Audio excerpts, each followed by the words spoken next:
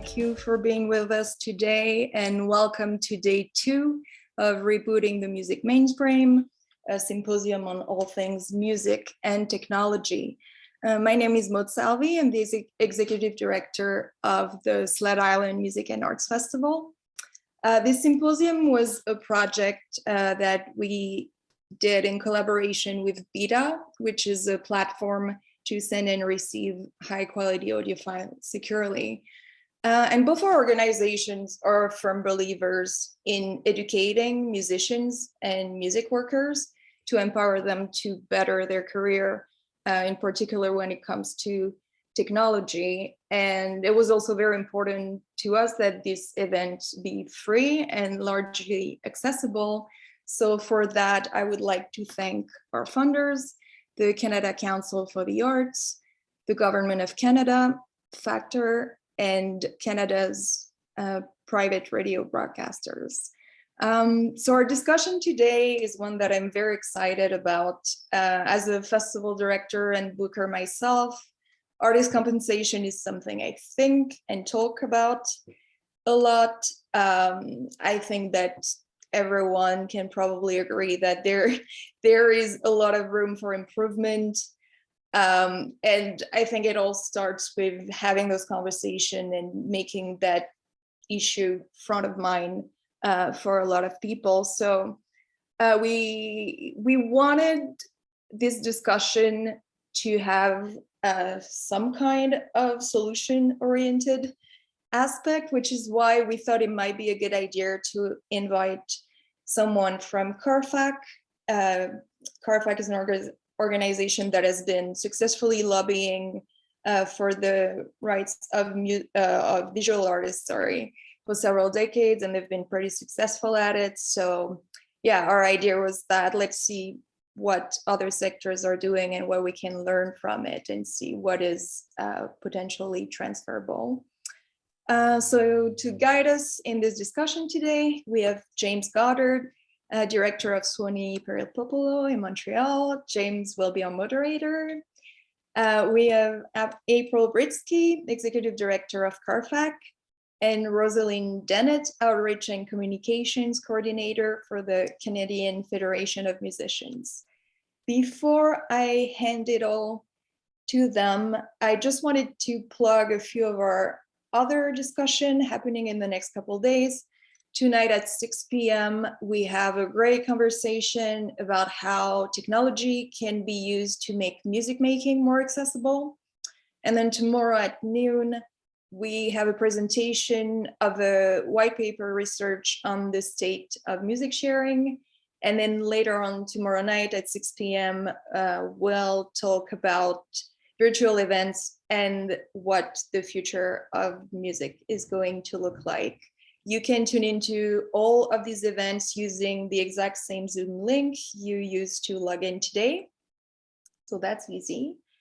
And I think that's it. So if you have any questions during the conversation, feel free to put them in the chat and we'll do our best to address them at the end of the conversation here.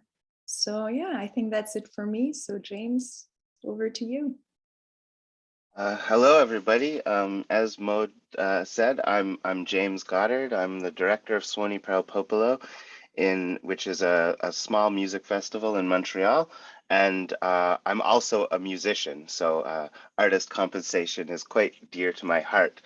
And I think we're going to start off the hour with little quick presentations on from April and Rosalind about their respective organizations and how they have worked and are working and continue to work towards ensuring that artists get properly compensated. So Rosalind, would you like to start? I would. Thank you so much for having me here. This is a pleasure. I'm going to share my screen. There we go. Okay, I'm gonna, James, give me the nod that you can see it, just so I know. Thank you. Right, well, I come to you from the Canadian Federation of Musicians. And I'm going to tell you a little bit about us.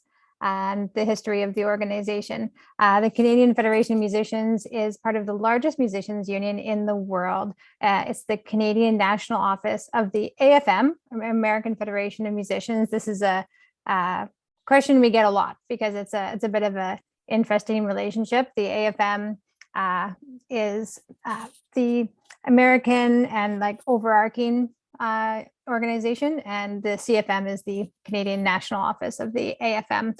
It was founded in 1896, which is so long ago. And pretty cool that the first Canadian locals joined in Montreal in 1897 and Toronto in 1901. So we were right in there from the get-go. We are 85,000 members strong in North America, 17,000 active members in Canada. I think those numbers are probably a little lower post or in the endemic, wherever we are in this pandemic. Those numbers have probably gone down as, virtually all musicians have been, in some ways out of work. And our membership represents all genres of music, anything you can think of, and their wide range of musical services. So, any type of music work in the world of work, we can represent from your typical performing on a stage, but also, doing soundtrack work, orchestra pits, theaters, wherever music is made, we are there. That leads in, wherever music is, we're there with you. Hooray. So musicians face substandard compensation. We know this already. For streaming, that's been, it comes in and out of the media every once in a while. People start making a fuss about it. At venues, there's long been the, pass the hat. I lived for a while in Toronto where that was kind of the standard method of compensating people, is walking around with a tip jar. And, at the end of the day, when you look at the chain of who's making money from these gigs, you would never ask a wait staff at the restaurant to work completely for free and just for tips, right? Certainly the restaurant manager is getting paid, or the bar manager is getting paid. The sound person is getting a guaranteed wage. And then when you get bigger, the people at the record labels are getting paid, the people at the music industry organizations are getting paid. And then, the only people that have this variable income are the musicians themselves, the people who are creating the product and the experience that everybody else is profiting on. So let's change that. Right now. Let's change it right now. So we, the unity and collective action amongst musicians creates the power we need to achieve our goals. We see this every once in a while when, most recently there was the actions by, Neil Young and Joni Mitchell, who took their music off of Spotify. It was for a different reason than I think some of us hoped, like the unfair compensation of musicians on there. But either way, that's an example of a collective initiative to try and do something there. But through these collective initiatives, we can fight for fair earnings, to make a fair deal for everybody. And at the CFM, our contracts and our scale are equitable for all musicians of all genders, sexual orientation, race, and ability. We're the people who brought you the auditions behind the screen. I don't know if you audition for an orchestra, you do it behind a screen, so they can't see you, and you are judged based on your musical abilities there. Let's keep going. So why? The music industry keeps growing, but the wages for struggling musicians aren't rising.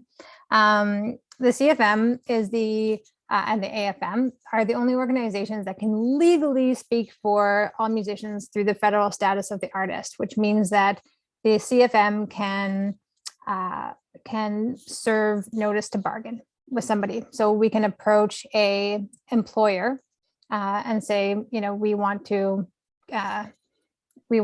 create a agreement, a collective agreement with you to engage in, and April can talk about this because she's successfully done this with her organization. We have sometimes successfully and sometimes not successfully served this kind of notice to organizations and employers, but it means that the union can negotiate on behalf of all musicians. So not just negotiate for our members, but we can negotiate on behalf of all musicians. So if we're working with a festival, we can represent all of the musicians engaged at that festival.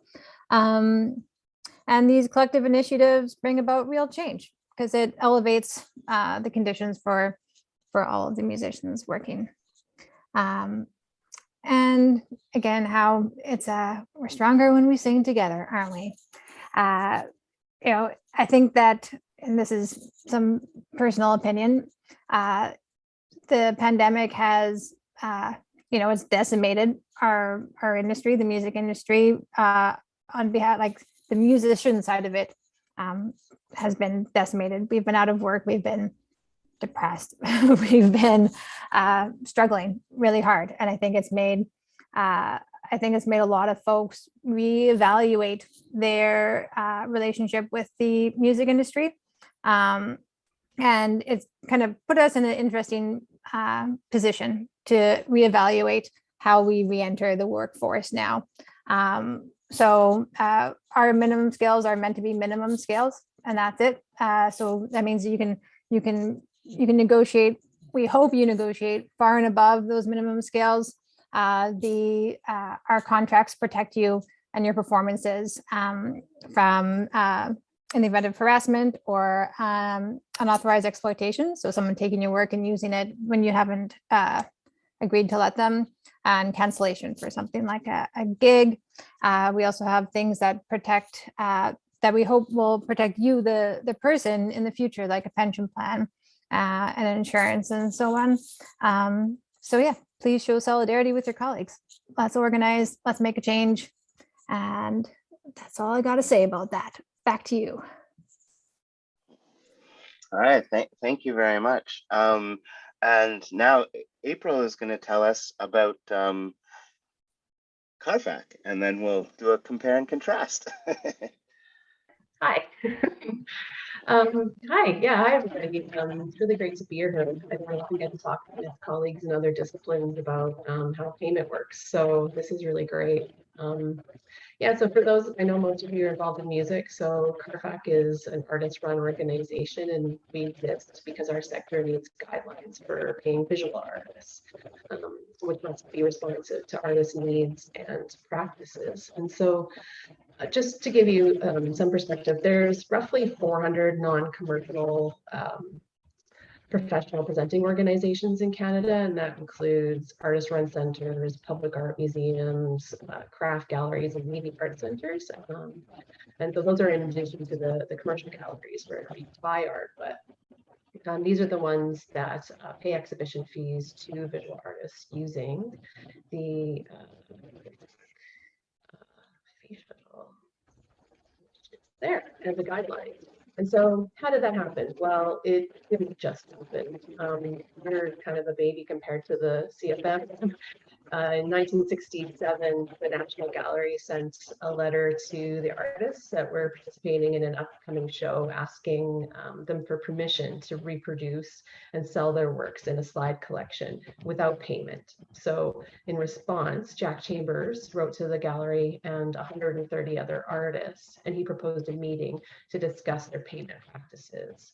And that did not go over so well at first. And this is one of the responses that the National Gallery, the old offer of exposure has always been around and is still even common today. But in 1968, Canadian Artists Association was established. And although Jack's initial focus was on reproduction fees, Tony Urquhart, who I'm very sad to say passed away recently, he pushed that the payment of exhibition fees is just as important, if not more so, and would have a bigger impact on more artists. So our founders published a rental fee schedule, that's what we called it at first, for exhibitions, and they sent it out to exhibiting institutions. And so in 1971, we organized our first national meeting. Hundreds of artists came. It was decided that all publicly funded art galleries must pay exhibition fees within 2 years or face boycotts.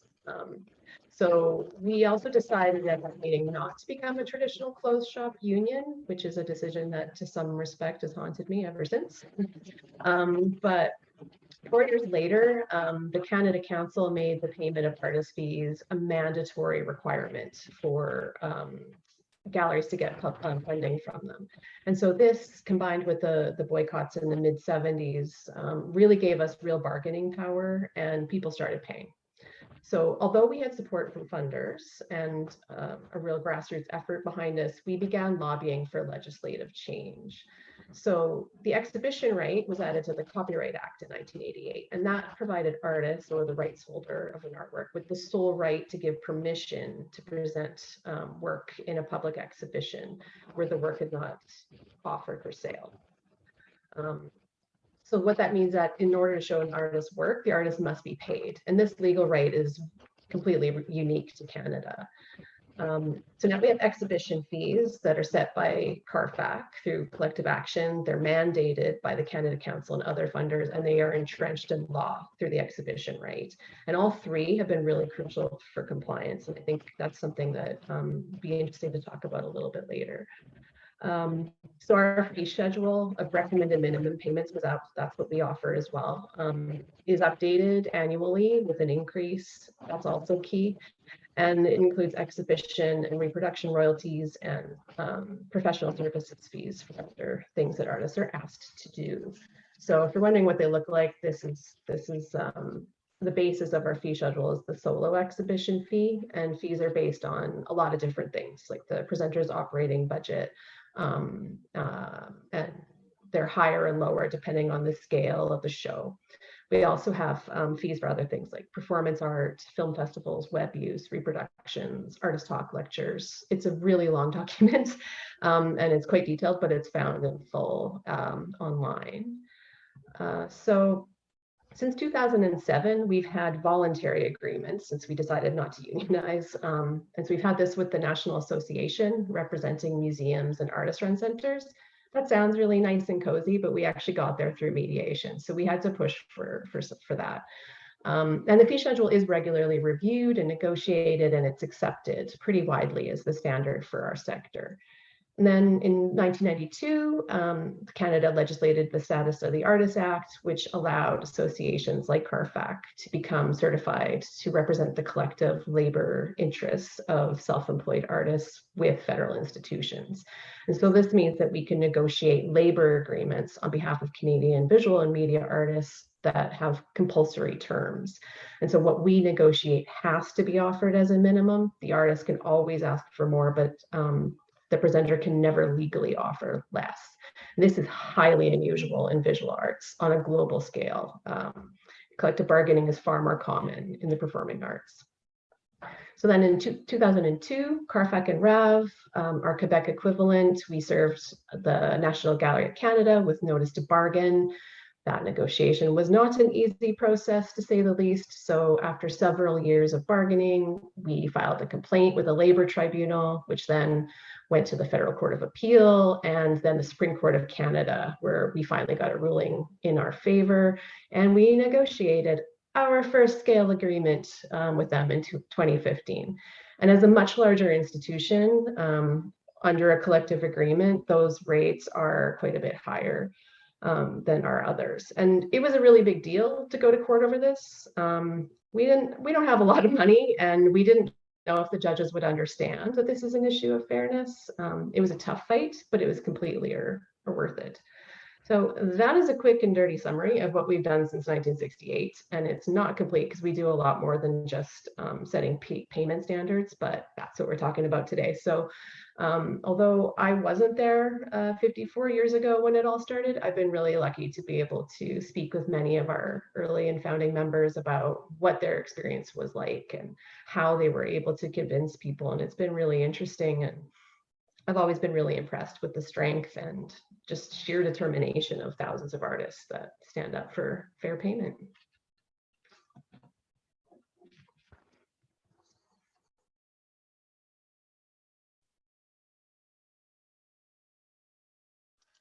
Excellent. Thank you both for sharing those presentations and those summaries of the work of your respective organizations. I think it makes sense to just jump right in. So my first kind of question is how, one of the things that is interesting about art, you touched on this, April, that initially it was rental fees for exhibition, and now it's framed as a copyright fee. And so the artist is being paid for the process of showing the work, but not necessarily the work that went into the work. And this is often something that's similar in music, where artists might be paid, musicians might be paid for the 45 minutes on stage, but not everything that leads up to that 45 minutes to get to the stage.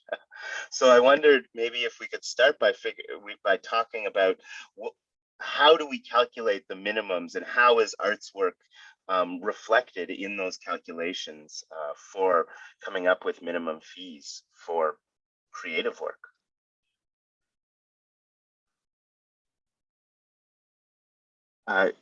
Either of you, I feel like take it away, whoever's feeling.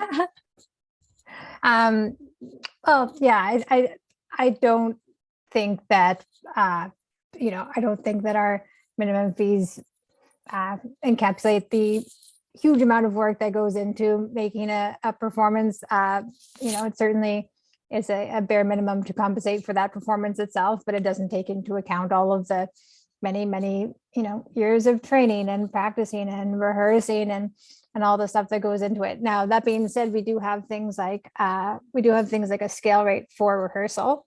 If you're employed in such a way that you can contract for that, we have a fee for lugging a big instrument if you got to take your harp somewhere. But yeah, it certainly doesn't encapsulate and really take into account all of the rest of that work. But we always reference it. I mean, when people say, why should I pay somebody for playing for only 15 minutes? That's the thing that we mention, is that, well, it's not just 15 minutes, it's all of the work that goes into making that 15 minutes such a fantastic one. And then you're talking about all the work that goes in before, but there's also the after as well. So we're really concerned with once that performance happened, if that performance is captured. And when I say performance, I'm also talking about recording as well. So it could be recording an album in the studio. So once that performance is captured, now what's happening with it?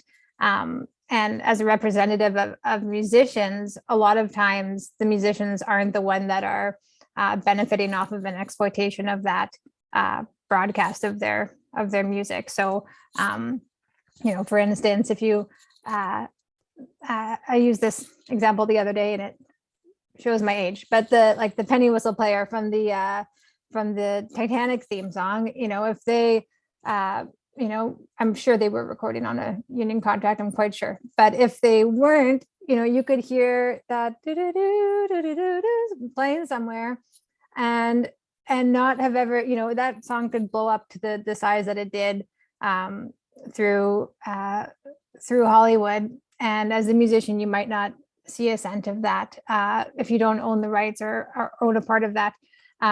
So, it's a big part of our work is making sure that we're covering that musician's performance from end to end. And, by contracting for all this work, we're able to cover it. We're able to legally make sure that people are compensated for it if it's exploited without fairly compensating the musician.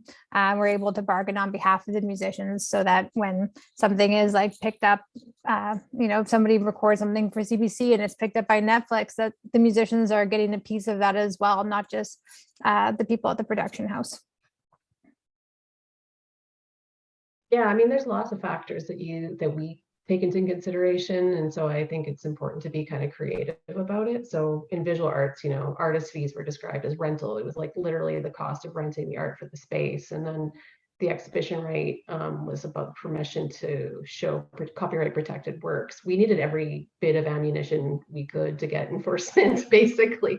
And we still do, I think. And so, we determine the rates by lots of different things, like the bigger the institution, the more you pay, the scope of the show, how long is the show, that kind of thing.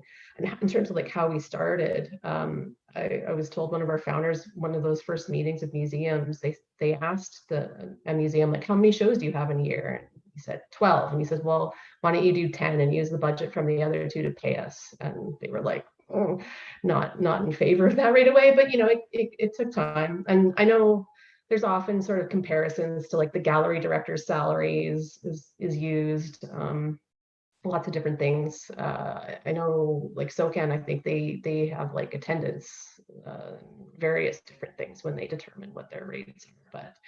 But yeah, I don't know. I mean, I think it's definitely necessary to have an annual increase, just because if you don't, then you're forced to, when you go into negotiation, you're forced to negotiate bigger increases if it doesn't happen slowly and incrementally over time.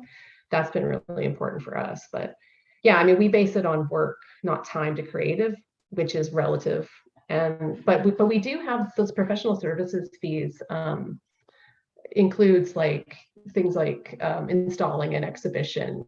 We have half day and full day rates for that. We're preparing for an exhibition, and some of those are paid less commonly than the exhibition fees, but they're there as a guideline. And speaking on a panel, like again, our rates are full day or half day, and people say, well, I'm only asking somebody to speak for 10 minutes on a panel. Why do I have to pay them for work up to 4 hours? And I say, well, because it probably took them days to figure out what they were going to say. So yeah, we do think about that to a certain extent when developing rates. One thing just before we go to the next question, which sort of you started touching on already, April. One thing I'm curious, does minimum wage or cost of living enter into the calculations at all, or how does that influence things? Yeah, I mean, considering the value that artists bring to our sector and our economy, I can't believe we're still talking about minimums. But yes, it does. So, and actually about 2005, I think we went for a really big increase. Like I said, it's easier to get small incremental ones. We typically increase our rates by 2 to 3% a year.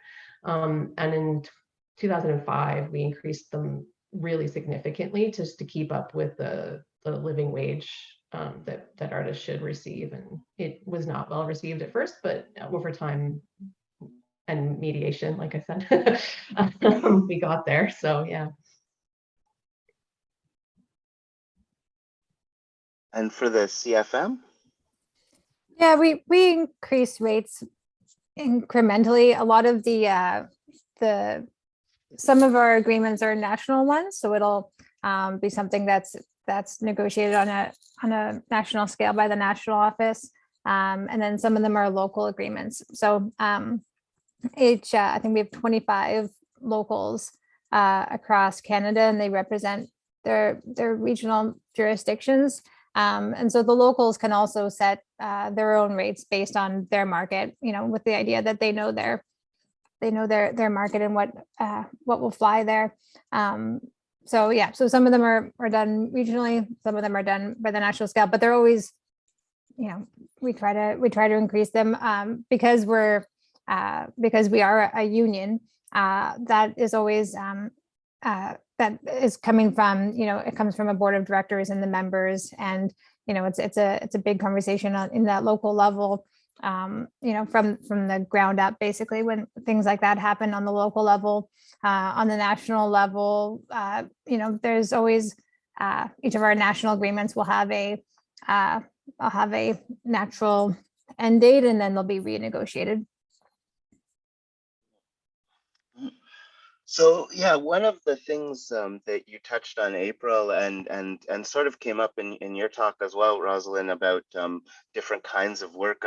So I'm curious, like, what the minimum unit. So if we're talking about minimum payments, then how do we conceive of the minimum unit? So is it the performance, or is it based on the actual individual artists? And how does that? And if it's based on the artist, how do groups play into that, or collaborative efforts, or because I know that it's one thing to look at an orchestra, say, for example, in the context of music, and each member of the orchestra is sort of an independent freelancer in some sense. But then as you move into other styles of music, other forms, if you're talking about a band, say, like the Tragically Hip or something, they're a band that work together. So yeah, I guess where does the minimum unit for the music or art come into the discussion on minimum payment standards? Yeah, for music at the CFM, the unit is always the musician. So whenever calculating things as a band, it's always the individual musician. That being said, we also have something called a leader fee, which gets worked into pretty much all of our agreements. If there's a leader of the group, then there's a leader fee that's built into that. But yeah, the unit is always the musician and the individual musician's work, and we do that so that there's no hierarchy that can play out there, or that that somebody could get left behind there. We're concerned that our concern is the musician, and that each individual musician get treated equitably. Mm-hmm. Yeah, and for us, like I said, our fee schedule is based it's based on the solo fee, and so then it's divided evenly up to 5 artists, and then for larger shows after that, the rate is sort of like between 17 and 19%, so that there's always a base minimum. And I think for us, I don't know, maybe it's different, but it's like in an exhibition, there's a difference between the work that one artist has to go through a solo show versus like a group show where you're contributing 1 or 2 works and there's like 20 people involved. So so that's how we sort of determine the group rates. It's a little bit different for performance rates. I think the breaking point is around 3 artists. So after that, all 3 of those artists get like 30% of the solo rate, just because you're physically part of it, and it's a lot more work than the contributing work. So and yeah, and like if you're asked to speak, like if we were to ask a visual artist collective to speak on a panel, we would pay each of them evenly the speaker's fee. We wouldn't divide it, which I have heard, like a duo of artists were asked to split their speaker's fee once. It's like, but they're 2 different people talking. So their contributions in that case are different than the creation of their actual work. But yeah, I don't think that happens very often, hopefully. Mm-hmm. Yeah, just to dig into that a little bit. So in the context of, say, I have it on good authority that this occurs sometimes at Sled Island.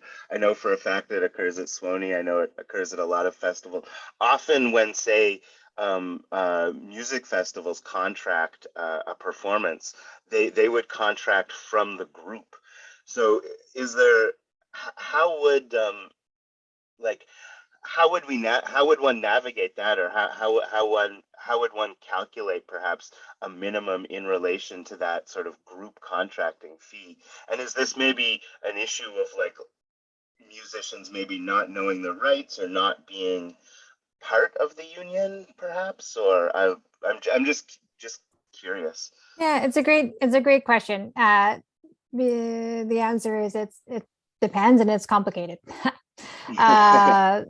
And when if there's a collective agreement with a festival, then, you can administer payments in different ways. So, part of that collective agreement could be that the festival agrees to that minimum, to the minimum amount that's agreed upon. And then they can still pay the musician directly, the band directly, but make sure that those fees are built into that, which the manager, whoever is dealing with the payments in the band, can disperse amongst the musicians.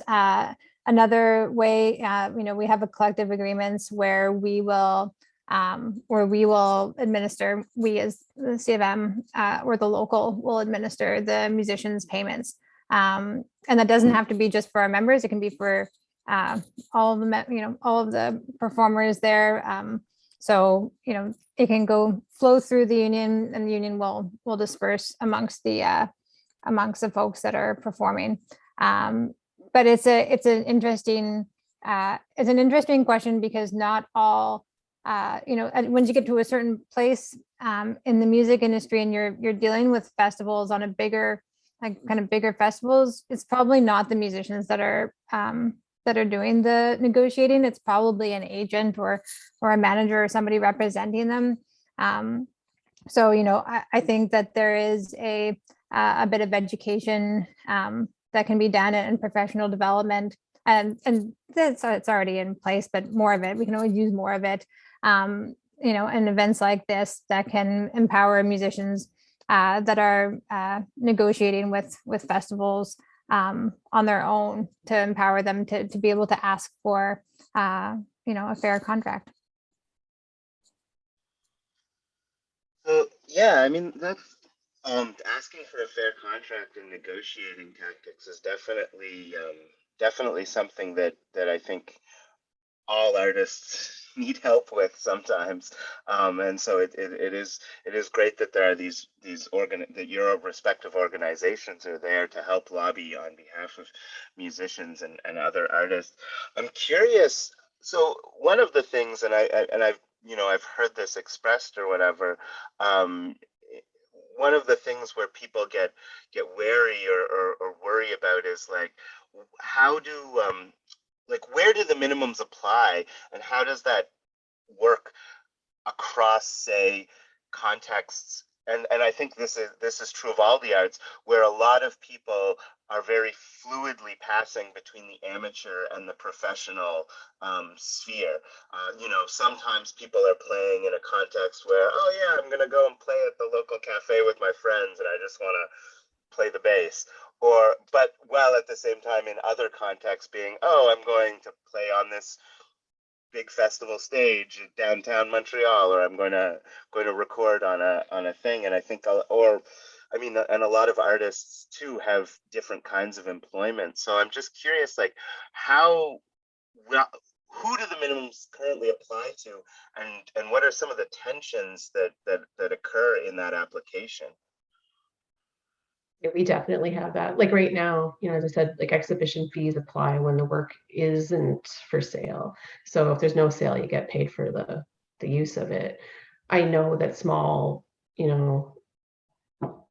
pop-up galleries or do-it-yourself kind of spaces probably don't, and they don't have public funding, so there's no one to be held accountable to there. Having said that, the ones that are more likely to pay are the smaller artist-run centers, rather than the guys we take to court that have millions of dollars. So I think the willingness is there, at least in our sector anyway, for if you can't pay our recommended rates, to work up to that. And so we have thought about creating a new series of rates for things like libraries and community centers that just have a wall of art. And certainly there's a gray area where, okay, I'm not a commercial gallery, but I am technically selling art in an arts council space, but the work never sells. So because they aren't equipped to be a commercial gallery, right? And so, we're also thinking of developing rates for a kind of base minimum rate for that kind of a thing. We can enforce payment because public funders hold museums accountable, but who oversees dealers, which is, much harder in our sector. They don't like signing contracts ever, most of them. And yeah, so it's harder to kind of enforce certain standard practices and payment terms. Somehow, and I don't know how this happened, they all kind of decided that dealers take between 30 and 50% commission on sales, but I'm not really sure how that evolved. Yeah, it's such an interesting question. It's really the heart of why this is so hard. It's you know, what makes you a professional and what doesn't. I don't, you know, where that line is drawn. It's such a blurry line in music, and it's such a case by case basis.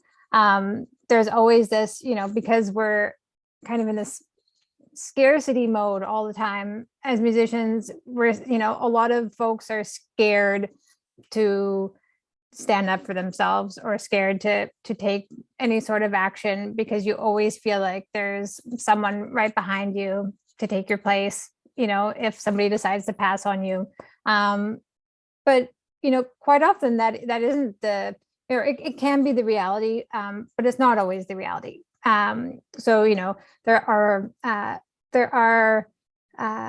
examples of people, you know, standing up to their, you know, asking for a fair agreement or for fair wages from their local pub or their coffee shop or wherever. And we're seeing this grassroots movement now that's happening. It's, you know, it's taken off in the States. I'm hoping it catches on in Canada. We're starting to talk about it up here, but it's called fair trade music. And really it's a grassroots movement that puts pressure onto the venues to sign on to be a fair trade music venue. And you know, I don't know all of the stipulations by heart, but it's like just agreeing to that minimum fee for musicians. I think you get like a sticker or a thing that you can put up that says that you're part of that movement, and that you're willing, and a big part of it is that you're willing to sign that live contract. If you know, somebody brings you that you're willing to sign a union contract, so that, and being willing to sign that union contract means that, you know, you're allowing that musician to get pension and all those cool things and all those protections. So you know, it's not as big of a deal as I think some employers can make it out to be.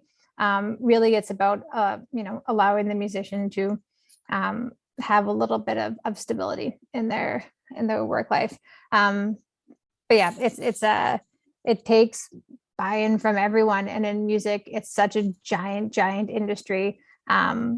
That can be really hard, like herding cats, April said before. So yeah, it can, yeah, that can definitely happen in music.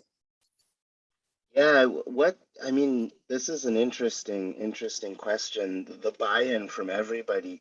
And April, you kind of touched on it, where some of the stakeholders who you may have thought would be most resistant, some of the smaller artist-run centers, and they would have been resistant simply because their budgets are much smaller, are actually keener to pay the fair rates compared to the larger institutions that actually have a lot more funding. So how do you get the stakeholders on board, and why is it perhaps that, like, I guess you're talking about the fair trade music thing. I would suspect that the Bell Center isn't signing on to that, whereas probably, you know, a smaller venue, you know, a club-sized venue might be more inclined to, because like, and how do you navigate those two kinds of tiers where you're almost playing completely different games?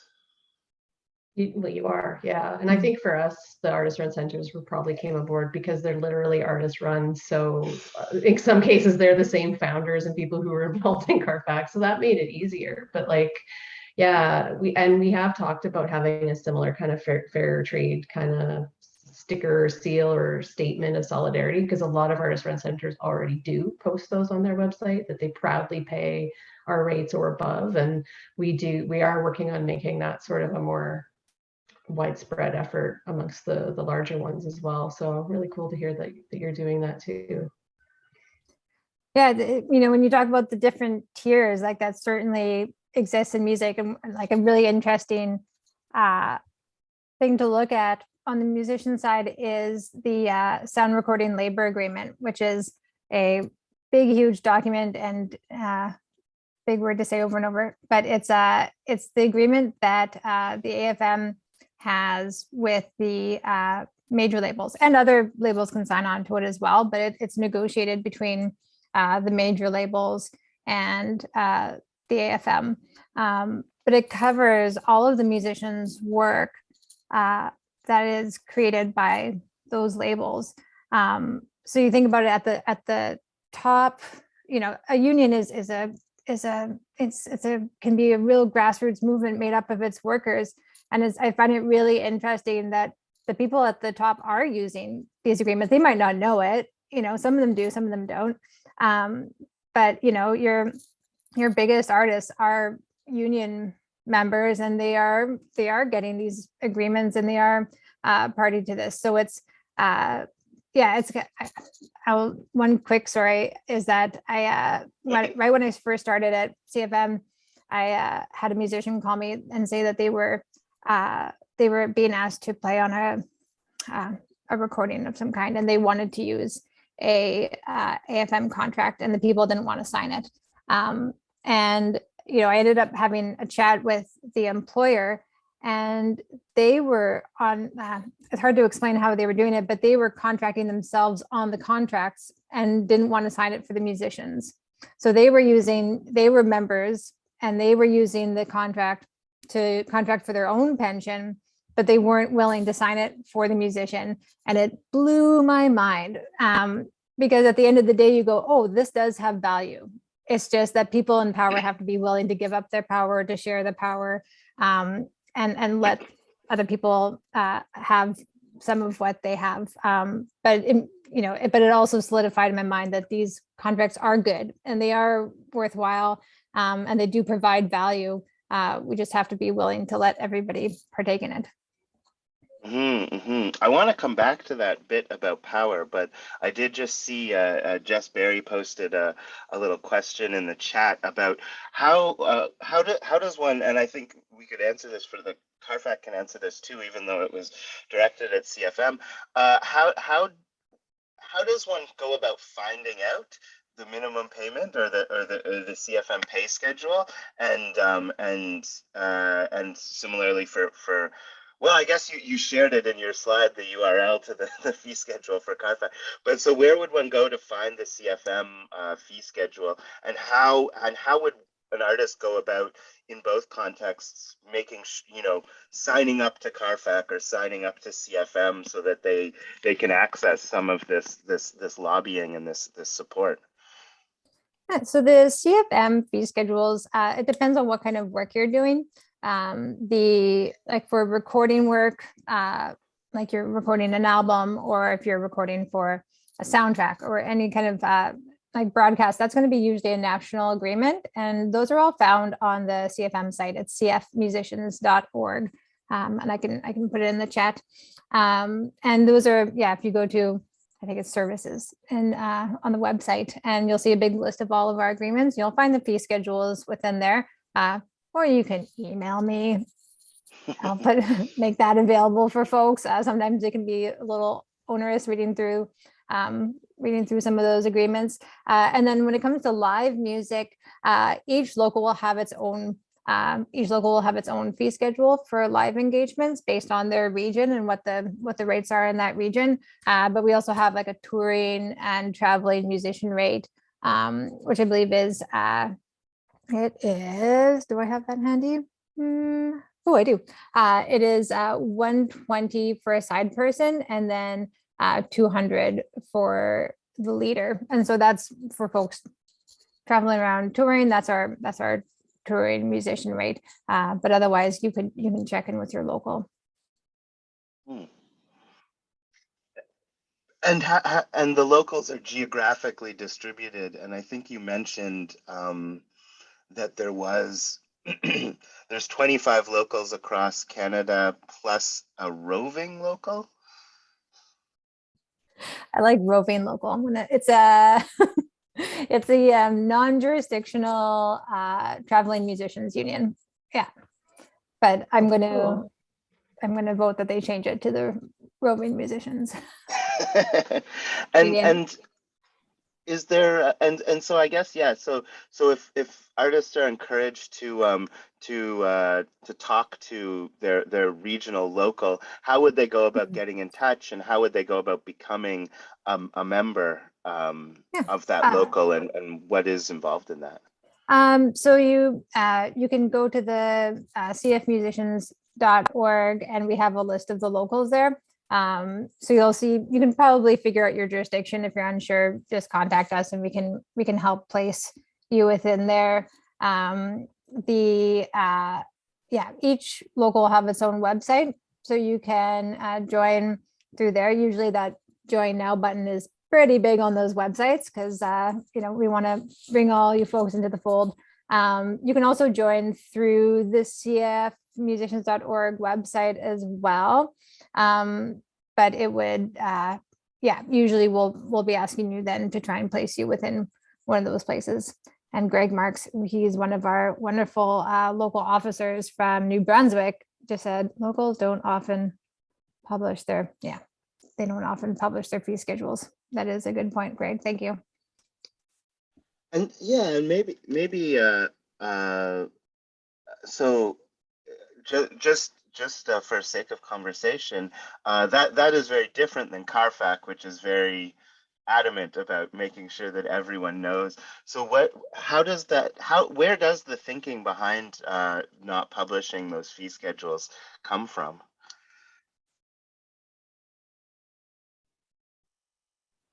Yeah, so as Greg mentioned in the chat, it comes from basically, if people know the minimum, they'll pay the minimum. And that's it. It's like if folks know what that minimum number is, they'll say, well, we're paying union rates, and they'll pick that minimum number and try to undercut negotiations that way. So that's pretty much the only reason why we would keep those fees to ourselves. Makes sense. I mean, we call it a minimum fee schedule, but I know it's the maximum for a lot of people. Well, because they say, oh, it's the CARFAC rate. So they use the CARFAC rate to apply for a Canada Council grant, and that's what they get. So that's what they pay. And so I don't know how often people ask for more. I know it happens, but probably not as commonly. And I don't know what people say when they, like, we do things, and it's been rare that anybody asks me for more than what we offer. And I have pretty much always agreed when they do, because if the payment people don't, yeah, I don't know. It's we make it available because, like I said, we're not unionized, and our effort is really to try to make sure that what we do recommend is the industry standard, and everybody knows as much about it as they possibly can. And we do have contracts as well. We don't make those available for free. We sell those. But contracts are certainly a big key thing, because I would say probably 90% of the problems that artists call us about is because they didn't have a contract, or they had a terrible one. So, because both of you touched on sort of going about a kind of certifying process, or a stickering, or like to provide for presenters to be, like you mentioned, proudly pay CARFAC fees or above, or proudly pay union rates or above. How would one go about would that change the conversation perhaps a bit around around posting fee schedules? Because in order for people to buy into it, they need to know, and then in order for the public, the artists, to know what that means, they need to also be aware of that information. So is that conversation evolving somewhat? Yeah, I'm not sure. I think that I think that if there is any sort of like collective action, it has to be people deciding on what that, I agree that it has to be people deciding on what that minimum is, but that it has to be something that can then be raised and renegotiated. And that's really hard when you're trying to represent an entire sector of folks that may or may not be members of your organization. So yeah, it's a good question of like, do you publish them or not publish them? I don't think that's the make or break question here, because I feel like those minimums, I can say, anybody could say, well, now the minimum's 100, now the minimum's 200. It's whatever, it is really whatever is going to be comfortable for the folks who are working to receive. So, and it flows with what kind of work you're doing. Playing for one set at a coffee house is going to be different than playing, in an arena, or playing in a being a roving musician in a carnival. I don't, they're like, all the types of work are so different when it comes to music. So having like just one fee and one base fee isn't, I don't think it's going to cover it. And the idea of whether or not we publish it, sure, we could put them out there. I mean, right now we don't, to protect the musicians in one way, but I don't, if everyone thought that would be the thing that would help, great, let's do that, sure. But I think that it's it really comes down to the employers being willing to negotiate the fees with the musicians. One thing they've done in the States, which is different from what we've done here, is there's an organization like ours called Wage. A museum has to apply to become Wage certified, which means every year they have to send all their financials, which is a massive undertaking for a country the size of the US, for the person like reviewing it all. But equally, they also they have a program called Wagency, where artists become like certified and commit to never accepting less than what they recommend as well. Wow. So that's pretty interesting. And we did that early on. I was told that like if you were to join, our board and become a member, you had to say you'll never accept less than the fee schedule. Where I would say it's just become such an industry standard that I don't think it's a huge problem now. But it's interesting to see how things that were part of how we got buy-in at the start are showing up in new efforts elsewhere. Mm-hmm. Yeah, and I saw someone wrote in the chat about that fear of saying having somebody willing to take your place and being the fear of negotiating or saying no to a gig, and it's so real, and it's the times that we've seen change are really when you have to look around to whoever you do think is behind you, really, there to take your place, and talk to them and say, hey, we are not going to play at X pub because they're not going to, pay us a fair wage. And we'd like it if they ask you to take the gig, that you also either demand the same wage or say no as well in solidarity.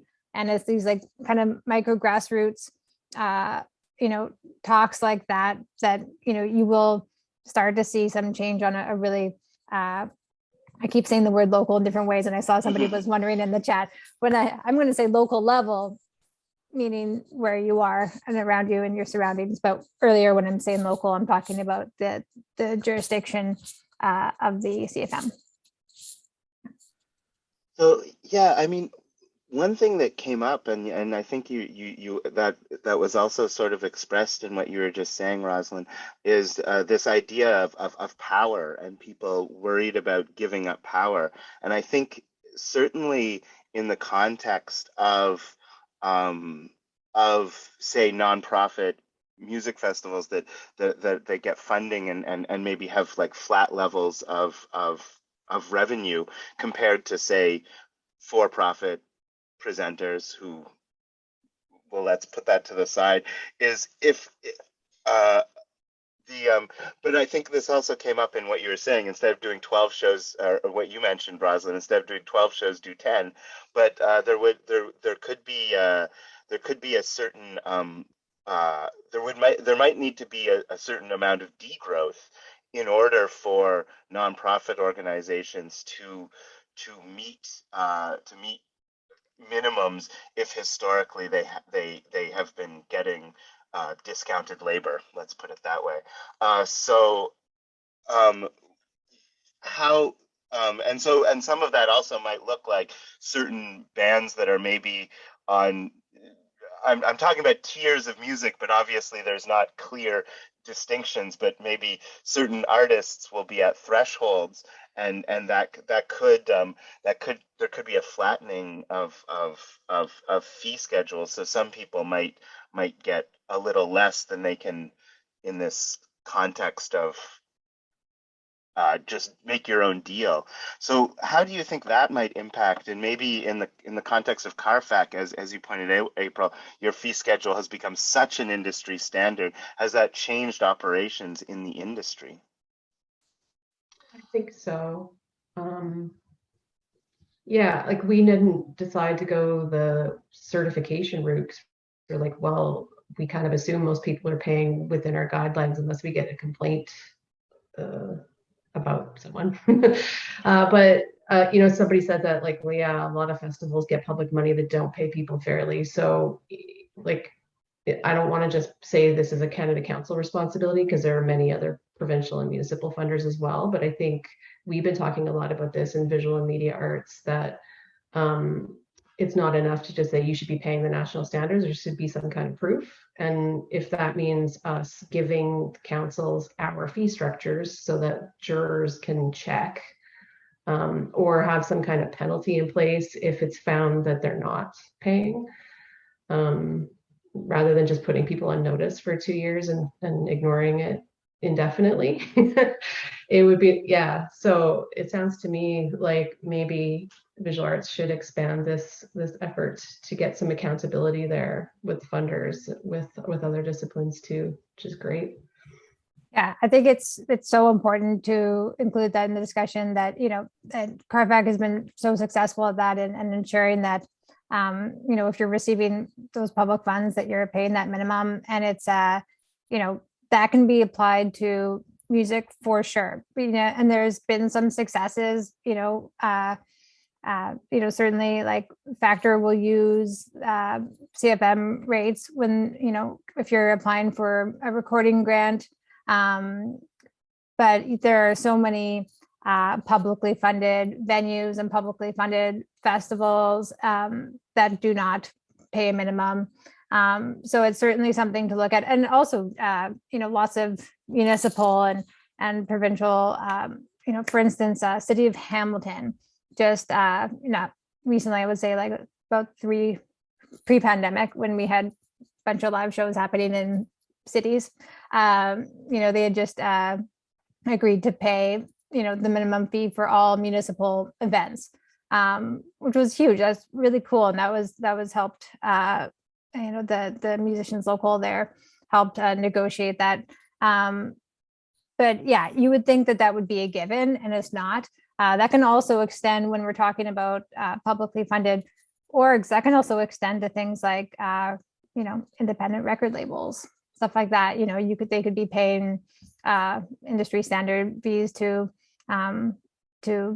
folks as well. And yeah, it's worth looking into who is receiving the funding and how artists are compensated, that the people who are receiving that funding are working with. Mm-hmm. Just quickly, out of curiosity, was there ever a sense, or was there ever the case in the context of CARFAC, like that artist-run centers failed because of the burden of CARFAC fees? Because I think this would also maybe be the fear in music, that, oh, if this standard comes in, the festivals will all fail because they won't be financially viable anymore. Oh, I don't think so. I know that when we did our mediated agreement, we set the base lowest rate according to what most artist-run centers were already paying, so that helped. But I don't think so. And obviously, it's different when you're looking at private situations. But with public funding, I don't know. And if I feel like sometimes people use this situation to sort of divide us when we should be going to funders asking for just more money anyway. So, right? Like, well, they're not going to give you more money unless we all just say this is a priority. You need to get on board with the principle and say this is a priority and that you need more funding in order to do it. Yeah. I don't know of any. I mean, the minimum fees are low. They're not high fees. So like, if a festival paid, any festival that says that they can't afford that minimum fee, go look at their budget for how much are they making on bar sales. Go look at their budget for marketing and their budget for swag and their budget for other things. And, if you could, I'm sure there's a place where you can trim it up so that you can afford that extra $20 to meet a $100 minimum for each musician playing your whatever it is. It's certainly it's the thing that really gets me all fired up because there are these festivals and people that are getting the public funding, they're making bucks, and they won't extend those bucks to the musicians that are bringing in the people. The musicians are the one. No one's going to your festival. No one's going to your conference or whatever it is because they like your vibes. It's because of the people that are playing and the musicians there that are making that experience, a memorable and special one. So not compensating them is just outrageous.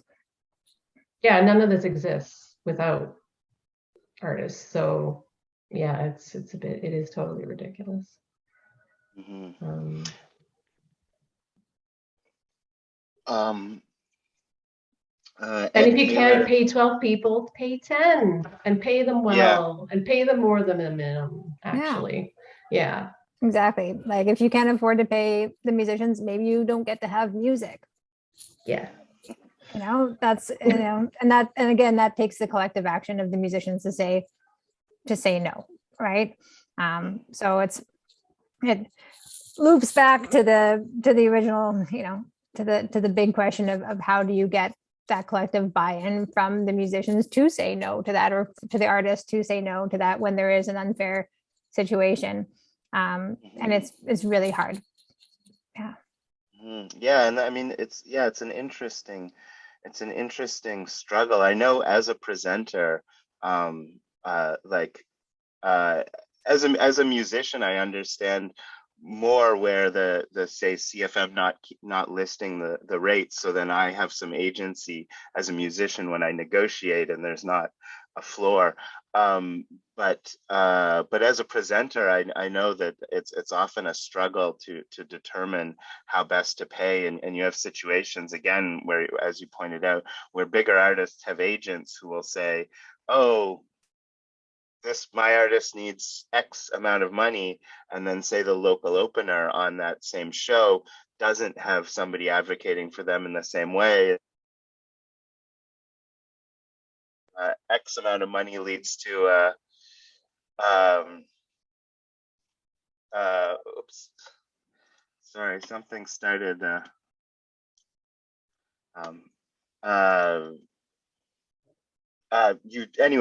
You get a situation where the ticket sales mean that because the person who negotiated or had somebody advocating for them gets paid much, much more. And so it's always difficult, even as a presenter, to figure out how to balance that equity and try to pay people fairly when there is perhaps a finite, amount of money to play with. My favorite, oh gosh, I hope I get this right. I think it was a Beaverton that said like local artist, gets paid in exposure and dies of exposure, whatever. I said that wrong, but like the whole playing for exposure thing is such a, how do I say it leads this? to other free exposure is what it does. Yeah. Yeah, exactly. And it's it's so ridiculous. It's that we talked about, should there be a maximum if there's also a minimum? I think that's a super interesting question, because the person that's making, I once gave a presentation to a group of managers, and one of the managers had said, we had a band play on a tour with a really famous band opening up in arenas and we didn't get paid for it. And it's like that kind of stuff blows my mind, because obviously, you know, there's value in those people being there if they weren't living up to their end of the, you know, bargain, or if they weren't, you know, talented and doing a good job, they wouldn't be on the gig. They got the gig, you know, for a reason. And so I think that if you know, it's an interesting question. If you ask the musicians who were making maybe, you know, 10 grand a night for a giant arena show, hey, would you spare $200 per musician or whatever the thing is? Of course they would say yes. You know, it would blow my mind if any of those people would say no to that. So it's like, who are negotiating these deals, and who are these gatekeepers that are saying, oh, we'll get a free band to open up for us on this arena tour? If they say no, do you want to work with them? Like, why are we propping these people up? Mm. Yeah, I've heard stories of big arena tours like that as well, where the opening act pays money almost, because there's a cost. Well, there's definitely an opportunity cost, but then there's also very real costs associated with touring. And so this band I know went on an arena tour and came back, you know, in debt. And this was supposed to be their big sort of breakthrough tour, but it ended up, the crushing debt from that tour ended up crumbling the relationships in that project. So yeah, Sean Petchy raises an interesting point. I wonder if there's a collective buy-in to the idea that rock shows or club venues need to be institutionalized and funded more, and that placing the burden on the venues as sort of private entities, capitalist, be missing the larger point of subsidizing that level and that kind of cultural expression. So is that perhaps a pivot point for music, is redefining what we consider art, perhaps, or publicly beneficial art?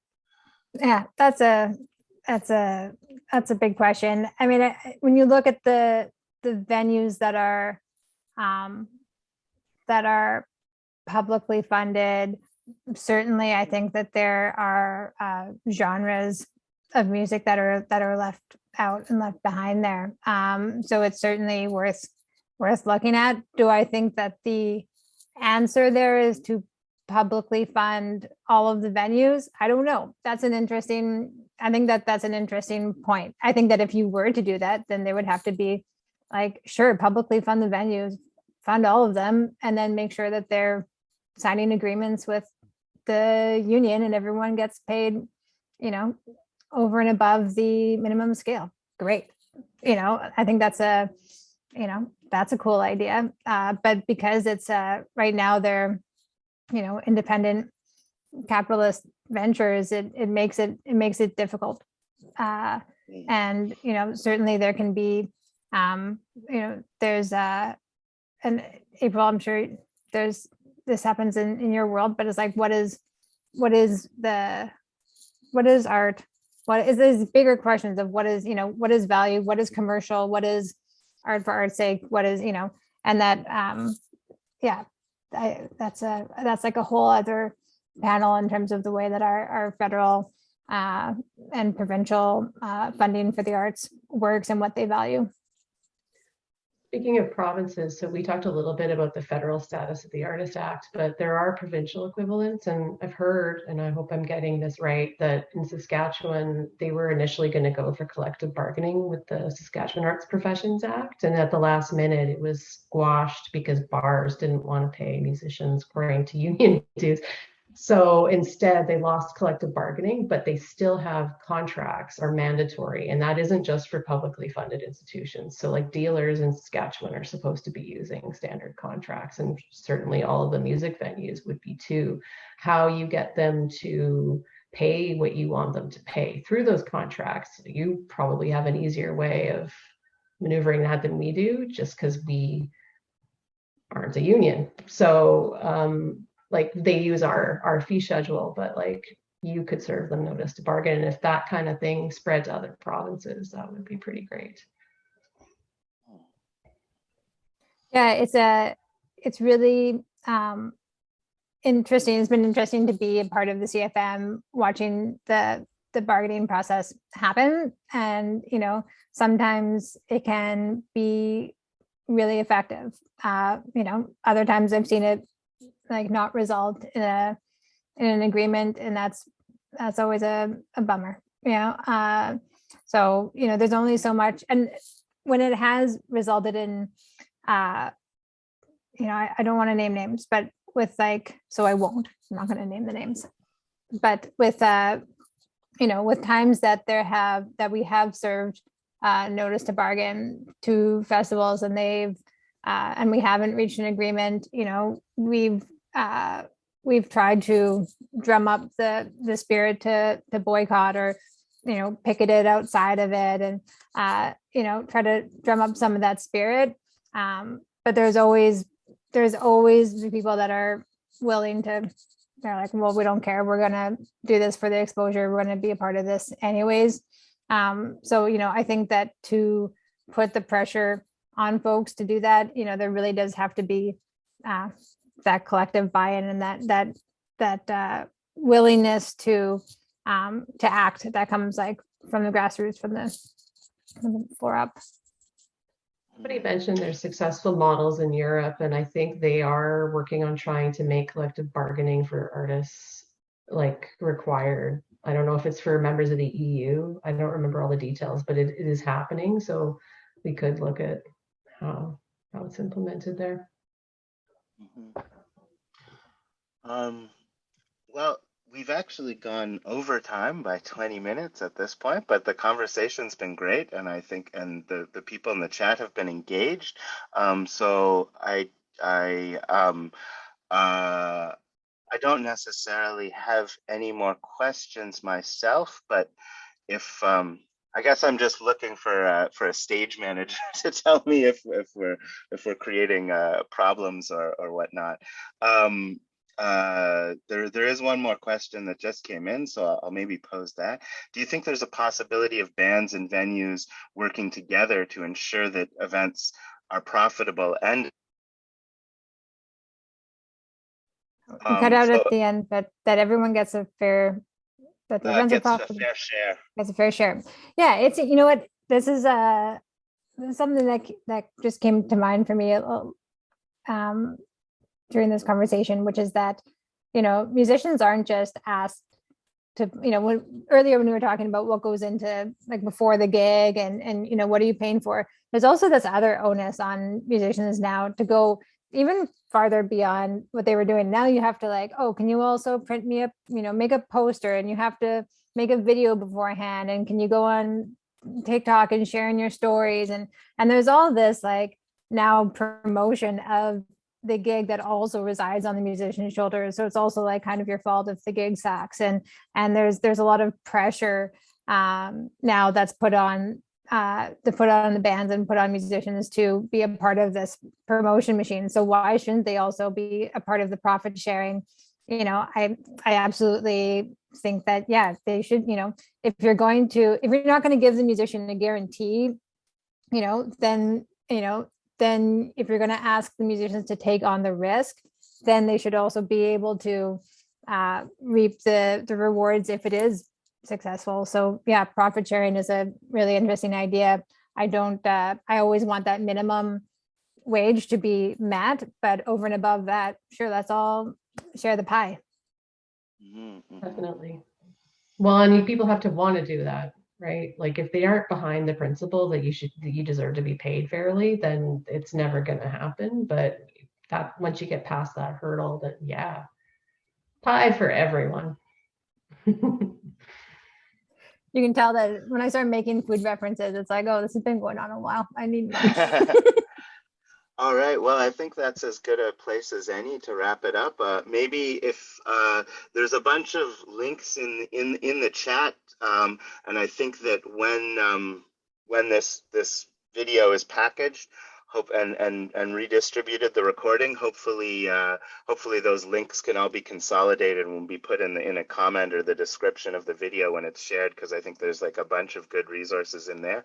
And I guess to end off, if you want to find out what this, you should join CFM if you're a musician, and to get more information about your rights in that context, and also if you happen to make other kinds of art, CARFAC is something. So thank you both very much, and thank you to Sled Island and Byta, Byta, Byta. Byta, and thank you also to the funders who we just discussed a great deal, Canadian government and Canada Council and Factor and the private radio broadcasters. And thank you very much to all you lovely audience as well, and for your great and engaging chat.